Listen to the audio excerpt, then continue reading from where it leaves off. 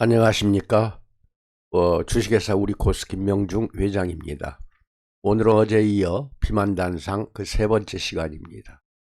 에, 어제까지 해서 여러분들 여러 가지 체중이 아니고 여러 가지 비만율을 재는, 측정하는 방법을 말씀드렸고, 오늘 또 이어서 몇 가지 더 말씀을 드리겠습니다.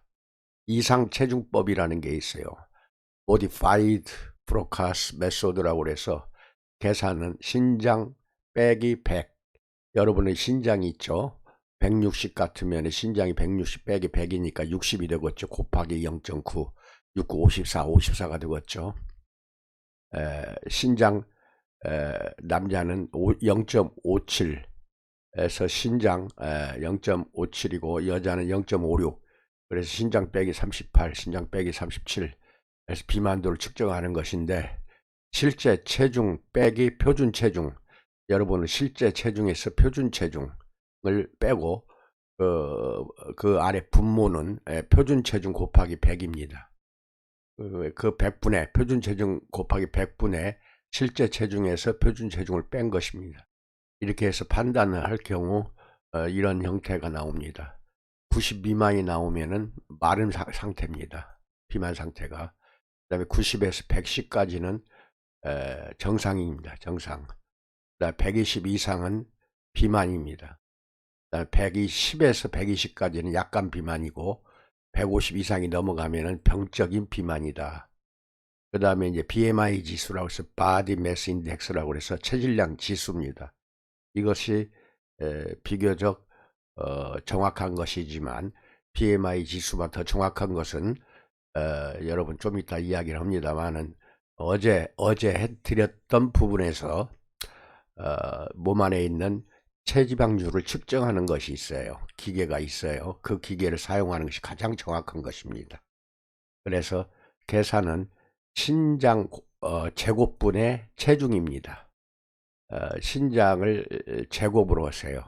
그 분의 체중 하면은 체질량 지수는 체지방률 및 건강 위험도를 반영하는 지표가 되는데, 18.5에서 22.9면은 정상이고, 23에서 24.9, 24.9까지는 과체중, 그 다음에 25에서 29.9까지는 1단계 비만, 30 이상은 2단계 비만으로 위험한 상태라는 것을 알 수가 있습니다. 이게 BMI 체질량 지수라고 합니다. 그래서 이것을 판단 기준은 20.1에서 25까지는 정상이고, 25에서 29.9까지는 과체중이고, 그 다음에 30 이상이면 비만, 40.1 이상이면 약간 비만, 이렇게 이야기를 합니다. 그 다음에 WHR 지수라고 해서 비만 판정 기준이 또 하나 있는데, 이것은 엉덩이 둘레를 줄자로 재세요. 엉덩이 둘레. 그다음에 허리 둘레를 또 줄자로 재셔가지고 엉덩이 둘레가 분모가 되고 허리 둘레가 분자가 됩니다. 이렇게 했을 때 허리 둘레 길이를 엉덩이 둘레 길이로 나누는 것이라고 생각하면 돼요. 나누면은 상체 비만은 여자 같으면 1.0 이상은 상체 비만이고, 남자는 0.9 이상이 상체 비만입니다. 그 다음에 정상은 0.86에서 0.99까지가 정상이고 여자입니다. 남자는 0.76에서 0.89까지가 정상이다. 하체 비만인 경우는 0.85 이하, 이게 하체 비만이고, 0.75 이하가 남자는 하체 비만에 들어갑니다. 이것 간단히 재보는 거죠. 간단히 정확한 건 아닙니다. 비만 관리할 때 도움이 될 것입니다. 지금까지 여러 가지 소개했어요. 어제부터. 물론 요즘은 체지방률 측정기가 이것이 이제 발달되어 있어요. 잘 기억하세요. 체지방률 측정기가 발달이 되었지만 현실적으로 영업용은 모두 고가입니다. 그런데 인터넷 들어가면 20만 원대 저가도 아주 성능이 좋아요. 그러니까 샵에서는 20만 원대 저가를 사서 컴퓨터에 연결을 시켜가지고 재는 즉시 컴퓨터에 사전에 재는 거, 사후에 재는 것이 다 입력이 되도록 그렇게 다 되어 있습니다. 편해요. 그래서 20만 원대 이 체지방률 측정기를 꼭 사시기 바랍니다. 그래서 이걸로 측정을 비만 관리하려면 반드시 필요한 것이 20만 원대 체지방률 측정기 인터넷 들어가면 팔아요. 인터넷 들어가서 이 체지방률 측정기 이렇게 검색을 해보세요. 비만 관리하는 것은 일반 피부 비만 관리실 외에 병의원에서도 합니다. 막상 병원에서도 관리하는 것을 일반인들 대부분 알고는 있지만 어느 과에서 하는지는 분명하지 않아요. 내과인지 외과인지 비만관리과가 따로 있든지, 즉 비만 전문병원이나 전문의가 시술하는 과가 없고 많이들 헷갈리고 있습니다. 내과, 외과, 산부인과, 피부과 등 모두 고객을 유치하고는 있어요. 유치하고 있는데 대부분이 요새 추세가 여기 내과, 외과, 산부인과, 피부과 등 모든 과마다 개인 병원 하시는 분들은 피부관리 원장을 두고 옵니다. 원장을 두고 비만 관리를 시도한다. 얼굴 관리 함께. 2004년 초부터 미국 의학계에서는 비만을 비만증 해갖고 질병으로 분류했습니다. 그래서 치료받는 길을 보험으로 열어주고 있다는 것입니다. 우리나라는 아직 이게 열어주질 않고 있죠. 누구나 병원에 가서 치료를 받도록 해주고 있는데, 그러나 의학적인 견지에서 고찰을 해보자는 겁니다. 과연 지방을 연소시키는 고단위 처방이 있을까요? 현실에서 의학적인 거 피부관리실 또 뭐 여러 군데에서 하고 계시는데 지방 연소시키는 고단위 처방이냐는 겁니다. 비만 해결의 궁극적인 목표는 반드시 지방을 연소해야 성공하는 것인데, 과연 현대의학에서 지방을 연소시키는 요법이 해성처럼 나타났느냐는 겁니다. 이 지방은요, 연소시키지 못하게 마지막 비상식량이기 때문에 뇌가 컨트롤하고 있어요. 지방은 절대 연소시키지 않도록 그렇게 보호하는 게 뇌예요. 그러니까 뇌를 속이지 않고는 지방은 절대로 안 된다. 연소가 안 돼요. 분해는 돼요. 분해는, 근데 연소는 안 된다. 의학계가 모두 이 요법을 연구하고 총력을 다 해야 하는데 그리 만만치가 않을 것입니다. 현 단계의 치료로는 전혀 지방을 연소하지 못합니다. 딜레마가 여기에 있어요. 분해는 하지만 연소는 하지 못한다. 이게 정답이에요. 그래서 비참한 현실입니다. 우리 코스는 30년이 넘었습니다. 30년 전부터 지방 연소를 진행해 왔고 지금도 수천 군데에서 사용하고 있어요.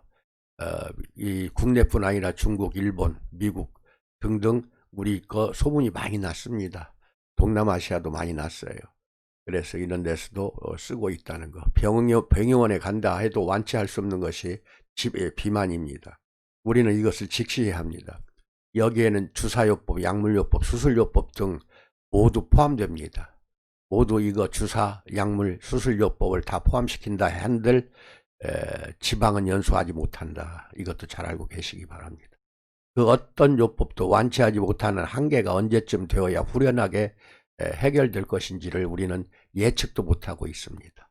그리고 비만 인구는 갈수록 늘어만 가고 급기야 이런 추세라면 21세기 말에는 비만으로 인한 여러 가지 질병으로 전 인류가 평균 수명 40세도 채우지 못하고 자멸하게 될 것이다. 이것같이 비참한 것이 어디 있습니까? 특히 정크푸드 있잖아요. 햄버거라든지. 이것을 자주 드시면은 이건 다 칼로리가 높기 때문에 비만으로 갑니다. 드시지 않는 게 좋습니다. 시급한 질병임에도 대중요법에만 매달리고 있다. 그러한 한계를 분명히 알면서 획기적인 요법은 전혀 진전이 없고 운동요법, 식이요법도 이미 비만증에 넘어진 자들에 대한 적절한 요법이 될 수가 없어요. 식이요법은 절대 안 되고요. 운동요법은 가능합니다. 근데 하루에 1시간 갖고 날마다 하루도 안 쉬고 1시간 이상을 운동을 한다. 그러면은 많이 지방이 연소가 될 것이냐. 1시간 해가지고 안 됩니다. 예를 들어 에어로빅은 1시간 정도 하죠. 여러분들. 그래서 에어로빅 하는데 가서 내가 원장 보고 이렇게 타이즈를 입고 이렇게 여성들이 많이 이렇게 한 50명이 하고 있는데 전부 디룩 살이 나왔어요. 저 사람들 몇 년 했냐 운동을 원장한테 물어봤더니 1년 내지 2년 이상 된 사람들이래요. 그러면 1년 2년 됐으면은 지금 뱃살이 없어져야 하는데 왜 그러냐 했더니 아이고 저거 한다고 해서 지방이 이 바로 연소가 됩니까 어디? 이렇게 나와요. 그러면서 더 이상 살찌지 않기 위해서 에어로빅 하는 것이 맞다 이렇게 이야기하는데, 여러분 잘 생각해 보세요. 하루에 3시간 이상 해야 됩니다. 운동 하루에 3시간 이상 해야만이 저장되어 있는 지방이 연소가 돼서 태워집니다. 태워져요. 예를 들어 한 3시간 이상 마라톤을 한다고 합시다. 쉬지 않고 계속 달리는 거죠. 3시간 이상을. 그랬을 때 약 3% 가까이 지방이 없어집니다. 태워서 없어져요. 그리고 3% 해당되는 근육이 그 자리를 채웁니다. 채워. 이게 지방은 연소시켜서 없애고 근육이 그 자리를 채우는 거. 이게 가장 좋은 건데, 이게 운동요법이에요. 근데 운동요법은 하루에 3시간씩 할 수 있습니까? 그 다음날 또 할 수 있습니까? 우리는 이것을 운동을 심히 좋아하는 사람만 할 수가 있는 거지, 일반인들은 도저히 해결할 수 없는 겁니다. 지방을 분해한다고 해결되는 것은 아닙니다. 지방 분해의 것은 여러 가지로 할 수 있어요. 그래서 허리가 날씬해집니다. 날씬해져서 분해가 돼가지고 날씬해져서 좋아하시는데, 얼마 안 가서 그 허리가 두꺼워집니다. 이 분해하는 거는 다시 채우거든요. 끄집어내기만 했어요. 지방 분자를 지방세포에서 끄집어냈어요. 그게 분해예요. 그러니까 끄집어낼 때에는 지방세포가 줄어들잖아요. 그러니까 날씬해집니다. 그렇지만은 빠져나와 있는 지방 분자들이 체내에서 돌아다닙니다. 돌아다니면은 혈액이 그냥 놔두겠습니까? 다시 잘 가두어 버립니다. 가두어서 다시 집어넣어요. 지방세포 속에 다시 집어넣는다 이거죠.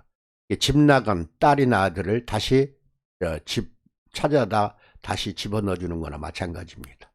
분해는 말 그대로 연소가 아닙니다. 지방세포 내에서 지방을 외부로 분해하면 무엇하겠습니까?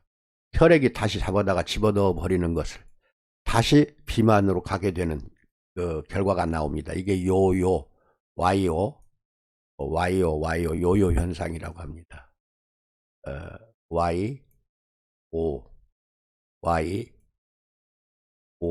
요요 예, 요요 우리말로 요요 현상, 다시 원래 체중으로 돌아가는 겁니다. 그러니까 도저히 할 수가 없는 것입니다. 고객들은 지방 분해가 마치 지방 연소로 착각을 합니다. 근데 이것은 완치로 알고 있는데 한 석 달 못 가서 다시 쪄요.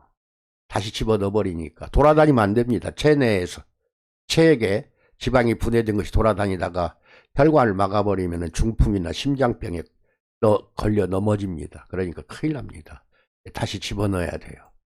단어에 주술을 걸어 놓는 듯한 인상을 불러일으키는데, 증세만 또 증세가 있을 때 제거하는 것일 뿐 완벽한 치료는 아직도 길이 험난하다는 것입니다.